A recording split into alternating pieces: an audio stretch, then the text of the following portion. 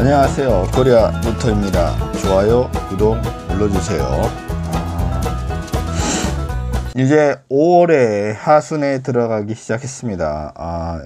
여러분도 알다시피 코로나 사태가 제가 계속 말씀을 드렸습니다만 6월 들어가야지 이제 본격적으로 사라지는 느낌이 들 것이고, 다시 찬바람이 불기 시작하면 다시 코로나 사태가 일어난다고 제가 말씀을 드렸고요. 지난 방송에서 3개월치를 생필품을 준비하라고 말씀을 드렸습니다. 올해는 2020년도는 아베가 물러난다고 제가 말씀을 드렸고요. 또 하나는 이제 큰 틀의 개혁의 틀을 만드는 원년이라고 제가 말씀을 드렸습니다. 아직도 우리나라는 나아갈 길이 많습니다. 그동안에 잘못된 것들을 하나씩 바꿔야 되는데요. 하루아침에 모든 것을 한꺼번에 바꿀 수는 없습니다. 그들이 해온 것들이, 권력자들이 해온 것들이 10년, 20년 한 게 아니라 나라를 망치는 행동을 해온 것이 10년, 20년 해온 것이 아니라는 말씀을 드리는 거고요. 수십 년 동안 해왔기 때문입니다. 한쪽만 한 것이 아니라 권력을 가진 자들만이 한 것이 아니라 그 옆에 있는 부수적으로 한 언론사들도 엄청 많고요. 대기업도 엄청 많다는 거죠. 한 사람이 이렇게 만든 것이나 조직적으로, 집단적으로 일어났다는 거죠. 그들이 아직도 있고요. 그들을 하나씩 뽑아서 쓰레기통에 집어넣어야 되는 상황에 지금 놓여 있습니다. 왜요? 우리를 위해서가 아닙니다. 우리의 후손과 우리나라를 위해서입니다. 아직도 그들은 살아있고요. 그들은 존재하고 있습니다. 그들이 사라져야지만이 이 나라의 진정한 초강대국의 길을 갈 수 있다는 것을 말씀드리고자 합니다.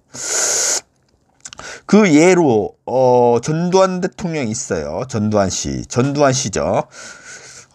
또한 언론사들도 있고요. 또한 종교계도 있습니다. 하나씩 사라질 건데요. 한번 옛날 영상이지만 들어보시고 말씀을 또 나눌까 합니다.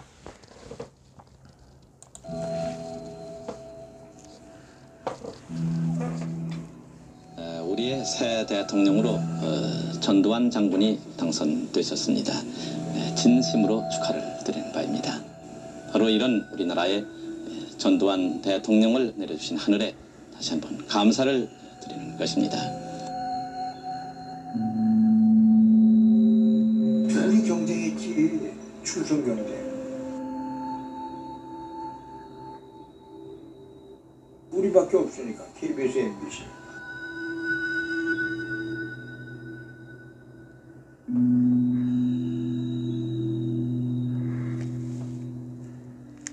내일 중시야.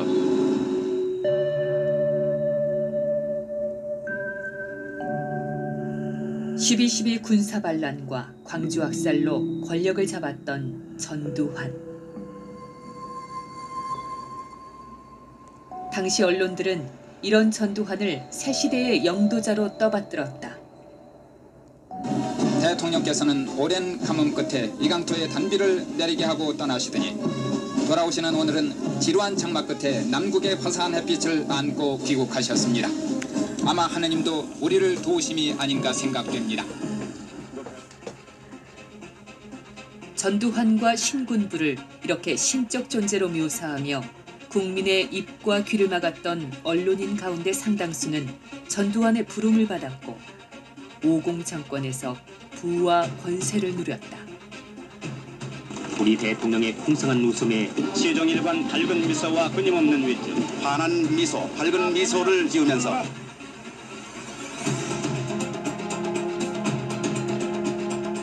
학살자의 충견 노릇을 하며 전두환과 50 정권을 찬양하고 미화했던 언론인들. 경쟁했지. 출전 경쟁. 그냥 후배들이 한국 좀 여쭤보고 싶어서 정당이 한 말씀만 해주세요.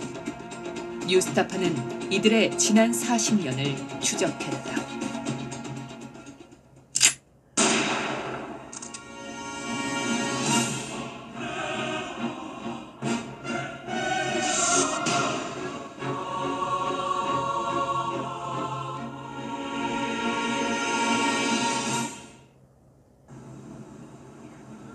서울 여의도에 위치한 국회도서관. 취재진은 이곳에서 1980년 5월에 발간된 신문들을 찾아봤다.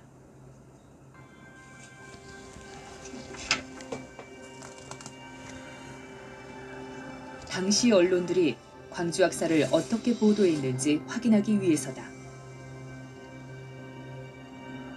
조선일보는 바리케이드 뒤에는 총을 든 난동자들이 서성거리고 있는 것이 멀리서 보였다고 기록했다. 광주가 무정부 상태에 빠졌다는 내용이었다. 서울신문에는 폭도가 군인을 잡아 낫으로 찔러 죽이고 껍질을 벗기는 만행을 저질렀다는 섬뜩한 내용도 실려 있었다. 방송도 마찬가지였다. 북한 괴뢰는 여전히 광주 사태에 대한 군정 종식과 민주화를 요구했던 시민들은 폭도가 됐다. 극렬한 폭도들에 의해 호전되기는커녕 오히려 악화되는 조짐이 보였다. 따라서 군은 생활고와 온갖 위협에 시달리는 선량한 시민을 구출하기 위해서 오늘 오전 반면 광주 학살의 책임자인 전두환은 하늘이 내리신 대통령이었다. 우리나라는 지척에 악랄한 호시탐탐 남침을 노리고 있는 북괴와 대치하고 있습니다. 바로 이런 우리나라의 전두환 대통령을 내려주신 하늘에 다시 한번 감사를 드리는 것입니다. 언론의 이런 태도는 전두환의 집권 기간 내내 이어졌다. 있는 것입니다. 서로 다투어 내미는 시민들의 손길을 어루만지는 전두환 대통령의 의연한 자세, 참으로 국민과 함께 살고 국민과 함께 즐기며 호흡하는 서민 대통령의 참모습을 엿볼 수 있겠습니다. 얘기 들으셨죠? 꼭 김일성, 김정일 보는 것 같지 않습니까? 그랬던 그들이 아직도 살아있어요. 깜빵에 가지 않고 아직도 있습니다. 그들이요. 아직도 29만 원 얘기를 하고 있습니다. 자기 전 재산은 29만 원. 아들이 아직도 그 재산을 가지고 떵떵거리고 살고 있고요. 정상이 아니죠. 정상이 아니에요. 하지만 제가 말씀드립니다. 이들뿐만 아니라 이들과 같이 생존한 기생충 같은 인간들이 아직도 살아 있습니다. 언론사들도 있고요. 또한 그들에게 충성한 종교 집단자들도 있습니다. 그들 잘 살고 배불러 터져 뒤질라고 합니다. 아주 떵떵거리고 살고 있어요. 그들을 찾아내고 이제 색출해내야 합니다. 그들이 진정하게 재판을 받아야 되는 상황에 놓여져야 한다고 저는 생각합니다. 그들이 어떻게 살고 있고 어떻게 성장해왔는지를 한번 들어보시기 바랍니다.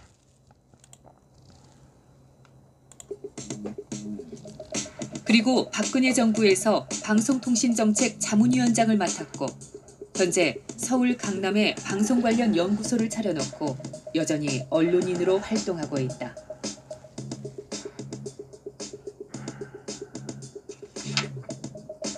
강용식은 지난해 자서전을 한 권 냈는데 인생에서 가장 보람있던 때가 KBS 보도본부장 시절, 즉 전두환 정권 때였다고 적었다. 뉴스타파 취재진은 강용식이 운영하는 연구소를 찾아가 50 정권 당시 언론의 부역 행위에 대해 장시간 대화를 나눴다. 그는 50에 부역한 사실은 인정하면서도 모두 어쩔 수 없는 일이었다고 주장했다. 그때 어쨌든 근데 KBS나 뭐 MBC가 전두환 대통령을 뭐 찬양하거나 그런 방송들이 많았.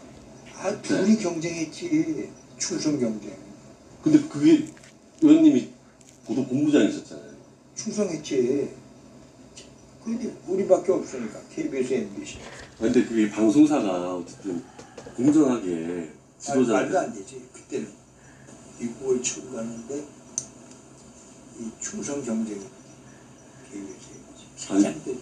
방송사가 그러면 안 되는 거 아니에요? 안 되지. 그때도 방송을 하고 있었고 이러면 안 된다는 생각 아까 얘기대로 갖고 있었지. 솔직히. 강용식은 50 당시 언론의 충성 경쟁은 모두 전두환 정권의 탓이라고 변명했다. 전두환 대통령 탓이에요.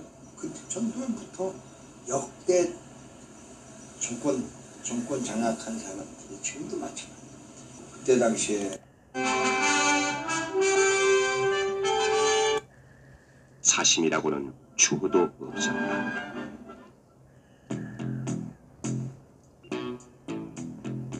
(1983년) MBC 정치부 기자에서 청와대 공보비서관 자리로 간 그는 전두환이 퇴임할 때까지 전두환의 곁을 지켰다. 여러분의 한 표 한 표가 모아져서 몰표로 압승으로 이어졌을 때 이 김기도는 무한한 힘을 발휘하게 됩니다. 그리고 1992년 14대 국회의원에 당선됐고 노무현 정부 때인 2006년에는 MBC의 대주주인 방송문화진흥회 이사가 됐지만 노조의 반발로 사퇴했다. 하지만 박근혜 정권이 들어선 뒤 부활해 방송콘텐츠진흥재단의 이사장을 지냈다. 취재진은 헌정의 사무실을 찾아가 김기도를 만났다. 그리고 전두환 시절 언론 부역자라는 세간의 평가에 대한 입장을 물었다. 하지만 그는 엉뚱하게도 기억나지 않는다며 취재를 피했고 82년에 MBC에서 나왔던 프로그램이 하나 있는데 그때 장님이 기획 구성했다고 이제 막 이름이 올려져 있더라고요. 근데 보면 전두환 대통령 찬양하고 그런 내용들이 그게 아마 이 교수님 정식 프로그램이고 네, 그게 그랬겠지. 제작은 후배.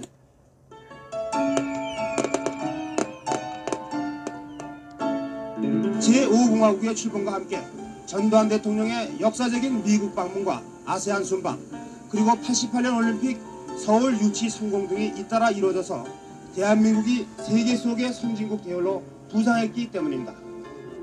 그는 1987년 전두환이 만들었던 민주정의당을 새역사 창조에 나선 역사적 정당으로 미화했다. 민주정당은 무엇보다 구정식일서의 청산과 개혁을 위해 수시의 새정치의 기치를 내걸고 새역사 창조에 나섰습니다. 민정당은 창당 때부터 희생과 봉사의 정신으로 KBS의 주요 보직을 두루 거친 김인규는 지난 2007년 이명박 대통령 후보의 언론 특보를 거친 뒤 KBS 사장에 올랐다.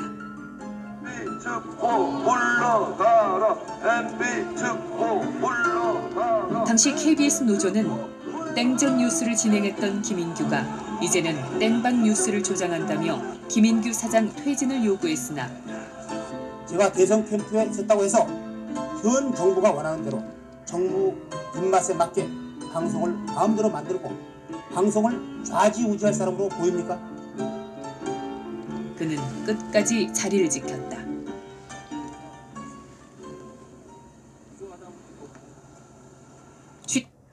심지어 보안사의 군수처가 버스를 지원하고 706 보안부대는 비행기를 505 보안부대는 광주에서 기자들에게 브리핑을 했다는 내용도 기록돼 있었다. 한마디로 전두환의 보안사가 낸 돈으로 보안사의 요구에 맞춰진 청탁기사가 만들어졌던 셈이다.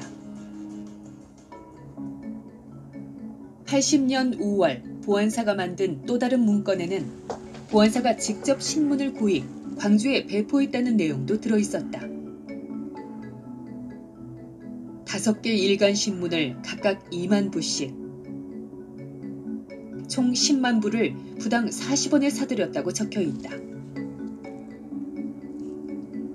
보안사가 사들인 신문은 보안사의 청탁기사가 실렸던 80년 5월 26일자 신문.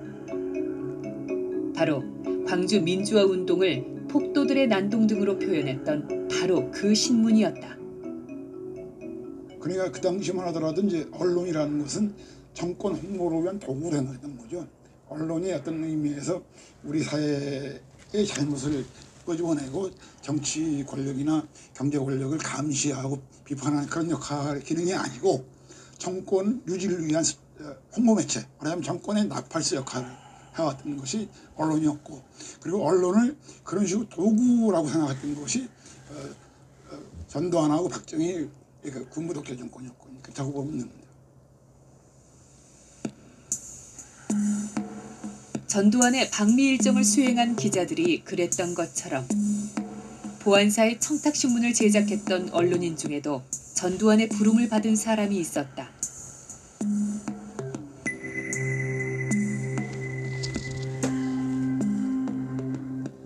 바로 80년 5월 당시 조선일보 편집국장이었던 김용태다. 그는 편집국장을 끝낸 뒤 곧바로 전두환의 민정당으로 들어가 11대 국회의원이 됐고 이후 3번이나 더 국회의원 배지를 달았다. 김영삼 정권에선 내무부 장관, 대통령 비서실장에도 올랐다. 뉴스타파 취재진은 김용태도 찾아갔다. 김용태 장관님 계십니까? 하지만 만날 수는 없었다. 장관님 어디 가시나요? 예. 그 장관님이 그 조선일보 편집국장을 하셨잖아요. 그래서 그때 일 때문에 좀 뵙고 듣고 싶은 얘기가 있어서 그런 건데. 이제 많이 친하게 오셔가지고요. 예.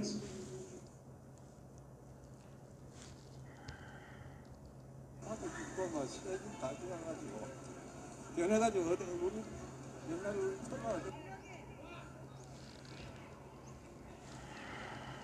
얼굴이 상당히 많이 닮았어요.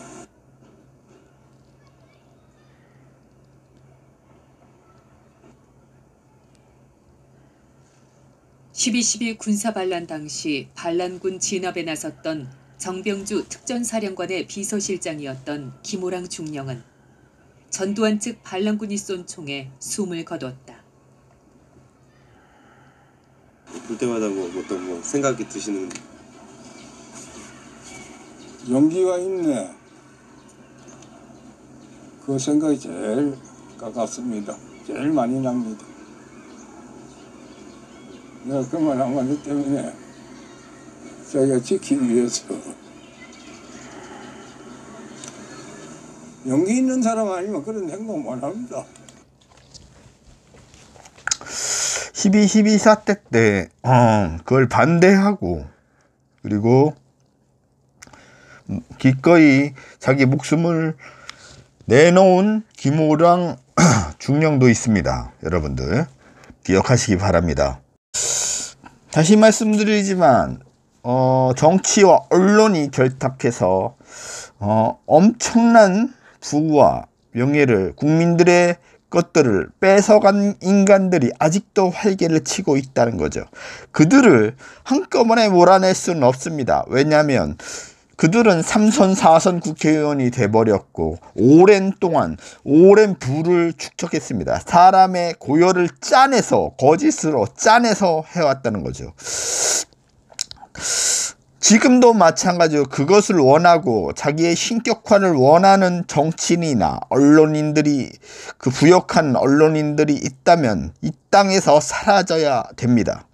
그것은 국민들이 만들어야 되고 하나씩 이룰 것입니다. 여러분들 그것은 우리가 관심을 잊어버리거나 잊혀졌을 때 일본과 같이 아베와 같이 몰락하는 일본이 될 것이고 조선이 망한 것처럼 똑같이 망하게 될 것입니다. 하지만 우리가 지금처럼 우리가 관심을 가지고 거기에 힘을 쏟고 정치인을 제대로 뽑고 그 정치인이 또 잘못했을 때 그 정치인을 갈아엎는다면 우리는 앞으로 나아갈 것입니다. 또 한 가지 우리가 또 이뤄야 될 것이 있습니다.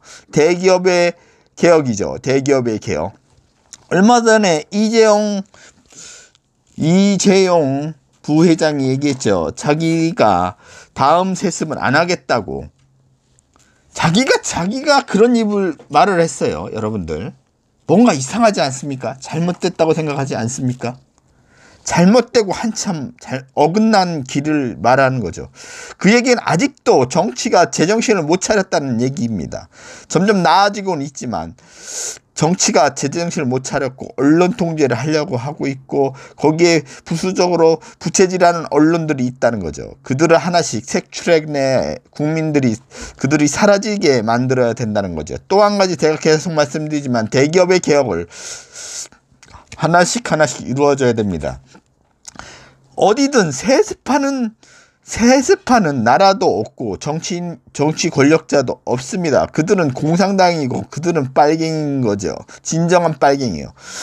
교회가 썩어서 세습을 하고 교회가 정신이 나가서 자기를 신격화하는 그런 곳이 있고요. 또한 그들은 없어져야 된다고 저는 판단하고 있고요.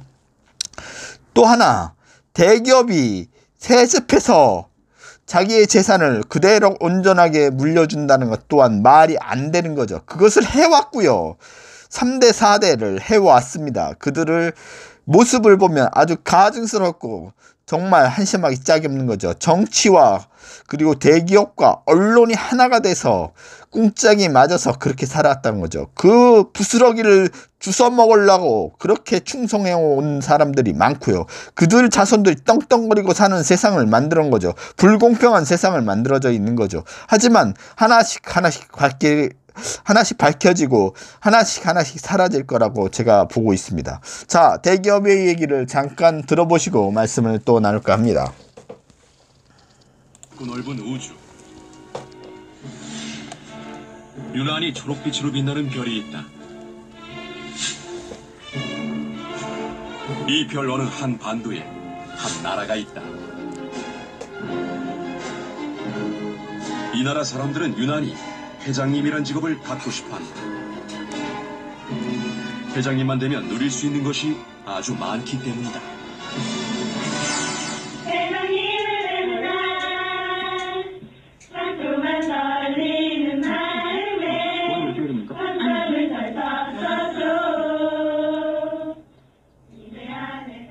승무원 교육생들이 단체로 율동을 하며 노래를 부른다. 손에는 빨간색 종이 하트가 들려있다.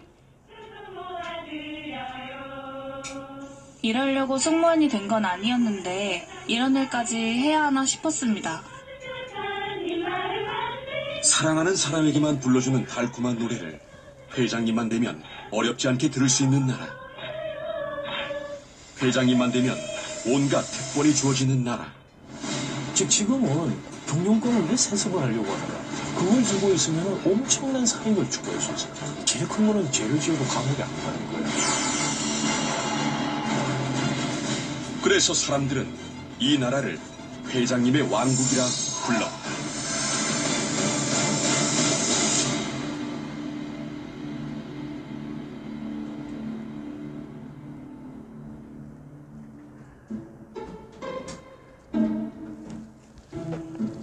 한진그룹 조양호 회장의 자택. 아침 시간 수행기사가 출근했다. 잠옷차림의 여성은 조 회장의 부인 이명희씨다.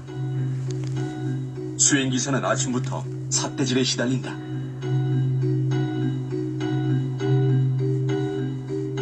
바로 광장 왕국동 지압해서 오늘 지압 몇 시에 할 수 있는지 제대로 전화해서 제대로 말해.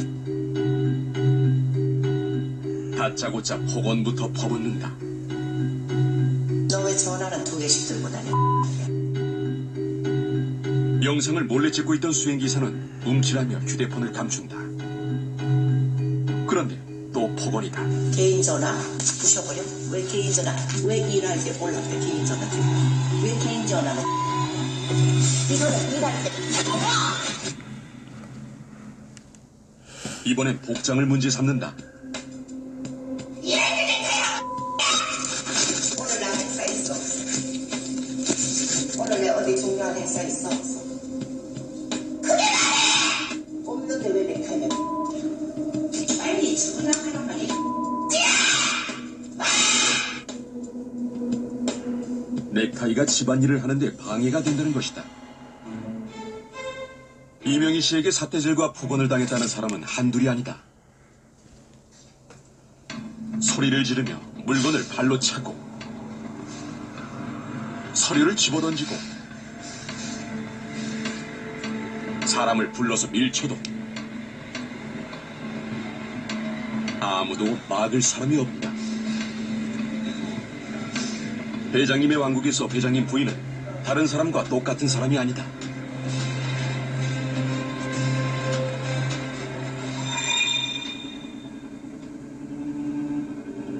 조지 오웰의 작품 동물농장.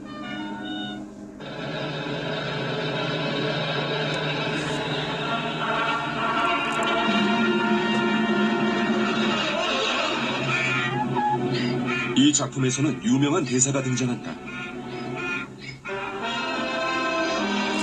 모든 동물은 평등하다. 그러나 어떤 동물은 다른 동물보다 더 평등하다. 회장님의 왕국에서도 모든 사람은 평등하다.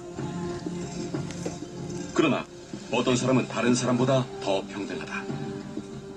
이제 견제받지 않고 통제되지 않고 사익을 마음대로 추구할 수 있도록 경영을 하는 그런 상황이죠. 노동자, 직원 이런 분들이 마치 자기가 먹여 살리는 식솔 같은 생각 또는 자기 하인 같은 생각을 하는 거죠. 그러니까 인신 구속이 있는 사람 같이 아주 정근대적인 사고를 한다는 거죠.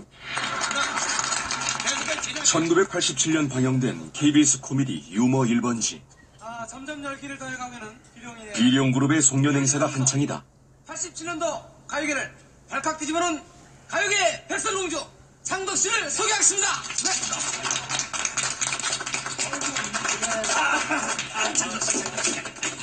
여러분, 장덕 씨하고 우리 회장님하고 함께 노래할 수 있는 순서를 박수 보내주세요. 그러면 별로 뺏기진 않지만은 우리 장덕 씨한테 그런 기회를 한번 주도록 하겠습니다. 이 좋아하는 것 좀 봐. 사랑의 당신을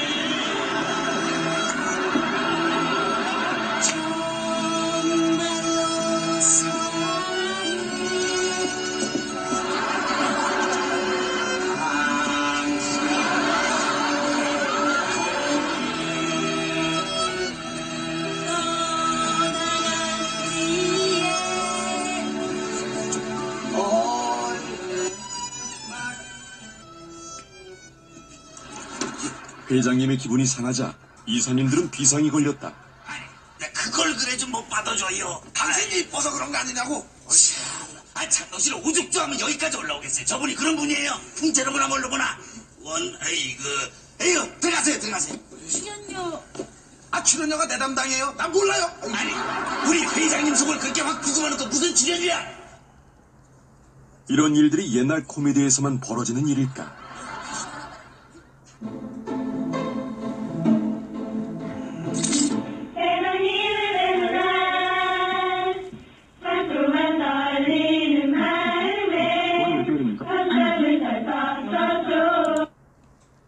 큰마트 평소 큰 데는 납품 단가가 싸게 들어가요. 그리고 행사하는 거 온플러스 온도 이제 붙여서 들어가고, 저희 같은 경우는 매출이 안 좋으니까 납품 단가가 비싸게 들어와요.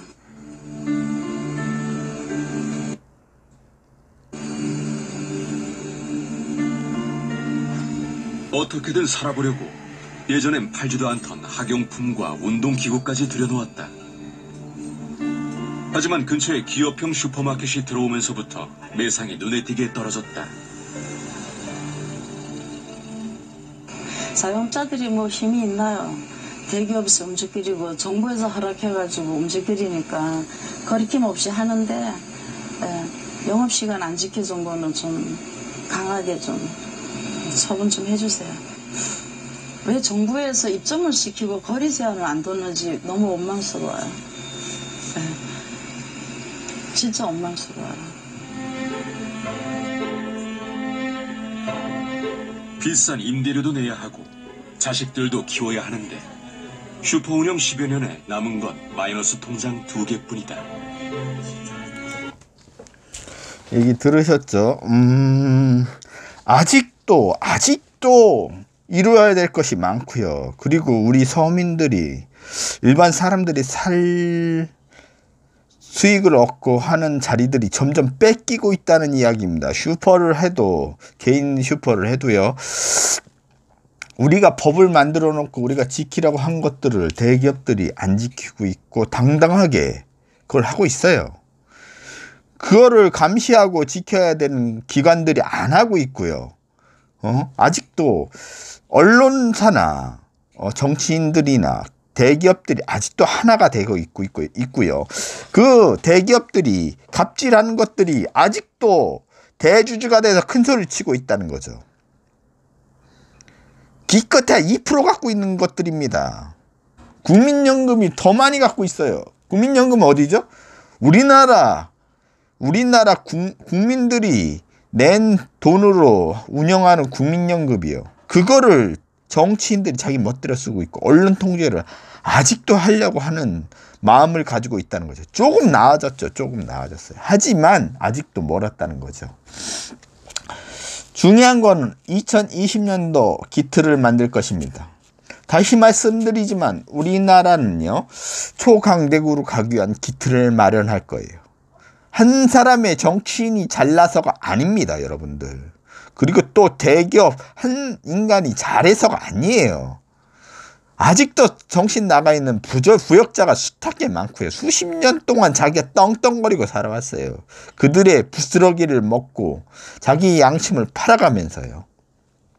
하지만 바뀔 거라는 거죠. 국민들이 하나씩 바꿀 거예요.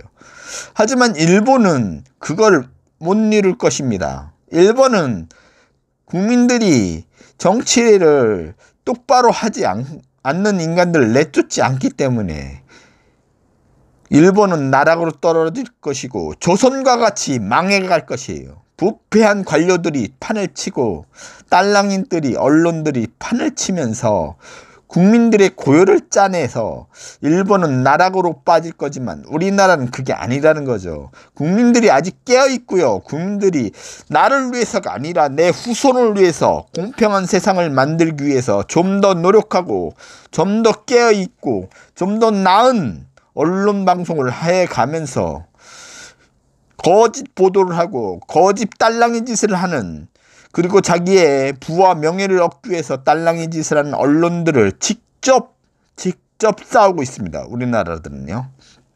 또 하나, 국민들이 서민들의 삶을 지키기 위한 모든 안전장치가 다시 시행돼야 된다는 거죠. 지금도 미투와 물론 그것도 중요합니다. 미투 운동도. 하지만 그거는 중요한 게 아니에요. 먹고 사는 일에 제일 중요한 거는 정치고요. 정치를 선거로 판단한 것처럼 국민들은 그렇게 판단해야 되고요. 또한 언론사들 개혁과 검찰 개혁과 교육 개혁과 그 모든 분야의 개혁들을 하나씩 이룰 거라고 제가 생각합니다. 지금 침체에 어려운 허벅지에 와 있습니다. 중간도 아니고 허벅지에 와 있다는 거죠. 어렵고 힘든 시간이지만 여러분들이 깨어있고 나를 위해서가 아니라 내 후손을 위해서 지금처럼 행동하신다면 초강대국으로 갈 것입니다. 지금처럼 대기업이 세습을 하고 또 세습을 하고 또 세습을 하고 언론들이 딸랑이가 돼서 정치인들이 딸랑이 돼서 미친 짓을 하고 검사와 판사들이 미친 짓을 하는 이런 모습은 조금씩 사라질 거라는 거죠. 국민들이 찾아내서 하나씩 뽑아서 집어 던질 것입니다. 어디에? 쓰레기통이에요. 그렇게 믿고 나아가시면 될 것이고요. 우리는 맡은 바 분분을 다 하고요. 다시 말씀드리지만 3개월치 생필품을 꼭 갖고 가시기 바랍니다. 모두가 부자 되는 그날까지 제 방송은 계속될 거고요. 모두 힘을 내시고 화이팅 하시기 바랍니다. 지금까지 코리아 누트였습니다. 좋아요, 구독 눌러주세요. 안녕히 계세요.